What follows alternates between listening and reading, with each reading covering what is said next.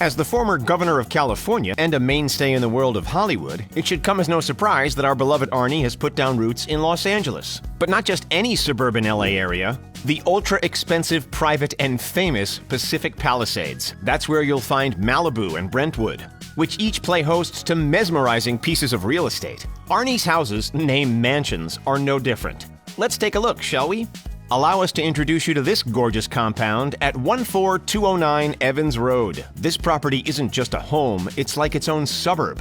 It features 3 separate houses spread across over 2.5 acres in an exclusive gated neighborhood boasting direct access to Will Rogers State Park. The main house sports 7 bedrooms and 7 bathrooms. That Grand Master Suite, though, oh boy, that's something else. The pad comes jam-packed with all of the amenities you could ask for. Tennis court, check. Pool, check. Spa, check. How about an equestrian field, a duck pond, and its very own natural year-round flowing stream? Yep, checkity check check. Seriously, those views of the canyons and the Pacific Ocean beyond are stunning. Schwarzenegger and his ex-wife Maria Shriver lived in the home from 1986 to 2003. While it's not clear exactly how much the Terminator paid for his private retreat, it was put up for sale in 2003, raking in a cool $12.9 million. Back in 2002, Arnie forked out for another nearby house. This completely remodeled 12,000 square foot mansion, for which he reportedly paid $11.9 million. Despite his love for the USA, for years it was heavily rumored that the former Mr. Olympia was building a home above Okanagan Lake in Canada as well. If you've ever had the pleasure of watching an Arnie film, you'll have surely noticed the accent. The Hollywood star evidently has foreign roots. He grew up in Austria, even serving with the National Army back in 1965. But we'll circle back to that shortly. See this humble home? It doesn't exactly scream multi-million-dollar mansion, does it? But Arnie did in fact live within its walls. Located near the village of Thal, near the Austrian city of Graz, the first floor of this lemon-colored building served as Arnie's childhood home. The flat had no electricity and no running water, a stark contrast from the luxury of the Pacific Palisades. While the Total Recall star no longer lives there, it currently serves as the Arnold Schwarzenegger Museum, showcasing exhibits of his childhood, film career, and political career. Now, about that time, he served in the Austrian army. Growing up during the Allied occupation, Arnie was no stranger to heavy military vehicles. During his service, he even operated an Army-grade M47 Patton tank. Believe it or not, when he made the move to the US of A, the bodybuilding icon paid a whopping $20,000 in order to transport the tank onto American soil. Why? To crush cars, for entertainment and charity purposes. Eventually, he sold the beast for $46,000 at auction. And while it might have been his most indestructible vehicle, it's certainly not his only one. Arnold's inaugural set of wheels was this Opel Kadett, which came with a retail price of just $1,862 back in 1969. It's hard to imagine that the 6'2" man mountain could actually fit into one of these bad boys, though. As the years passed and his bank balance grew, so did his garage. Let's start with the classics. The paparazzi have snapped him cruising around in a Cadillac Eldorado Biarritz, a vintage Excalibur, which comes with a price of around $89,000, and a Dodge Challenger SR T8 worth upwards of $29,000. True to his own stature, the 7-time Mr. Olympia bodybuilder also owns a few beefy heavy hitters. There's the roughly $250,000 custom Kreisel electric G500, his cherished Hummer H1 slantback, and the more modern Hummer H2. Possibly the only street-legal vehicle more rugged than a Hummer is the $250,000 Mercedes-Benz Unimog. And yep, you guessed it, Arnie holds the keys to one of these as well. For when he's felt a little more sleek and stylish, the Austrian has been seen behind the wheel of a $100,000 Tesla Roadster, a $140,000 Porsche 997 Turbo Cabriolet, a $250K Bentley Arnage, a Mercedes-Benz SLS AMG Roadster worth over $200K, a $280,000 Bentley Continental GT Super Sports Convertible, and a custom Audi R8. Impressed yet? We are. But wait, there's more. Back in 2014, Schwarzenegger made headlines for buying a rare Bugatti Veyron Grand Sport Vitesse. Unfortunately, he decided to let it go, offloading the supercar for a crazy $2.5 million in 2018. Still, despite a car collection as impressive as that of any movie star to walk the earth, there's perhaps no image more iconic than the Terminator shredding through the streets of LA on this Harley-Davidson Fat Boy. But before Arnie was the Terminator and the Governator and a world-famous Hollywood enigma, he was a foreigner. Sure, he rocked the title as the youngest Mr. Universe in history, but that didn't mean that his wallet was overstuffed just yet. By most accounts, when Arnold first arrived on American soil, he had just $27,000 left of his bodybuilding winnings to his name.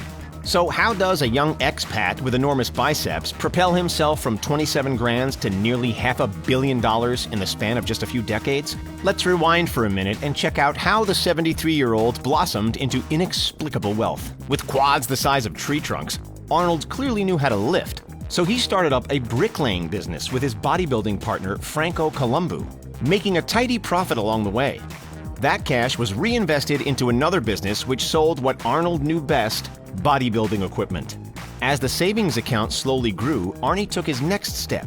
He saved every penny from competitions, seminars, and workshops in order to have enough cash for his first real estate investment, a sixplex in Santa Monica. From there, it was up, and away. That first real estate investment was a modest apartment building that cost a smidge over $214K. He flipped it, and 3 years later, he sold the sixplex for $360,000, a nice $146,000 profit, all while collecting rent simultaneously. That $146,000 went into another property, this time a 12-unit apartment building, which he again sold for profit, and then bought another one. As you can see, rather than splurging the money on cars, booze, fancy clothes, and LA parties, don't worry, those came later, he put his money to good work. Although he did throw a few bucks toward a costume that he used to disguise himself as a Gold's Gym employee. A physical fitness instructor who has become a regional manager for Gold's Gym. Anyway, the real estate was bringing in the dosh, clearly.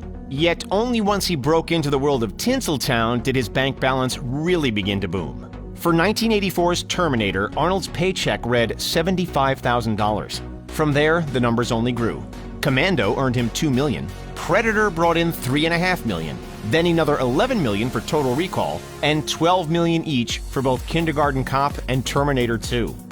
By far, his biggest payday, however, was Terminator 3.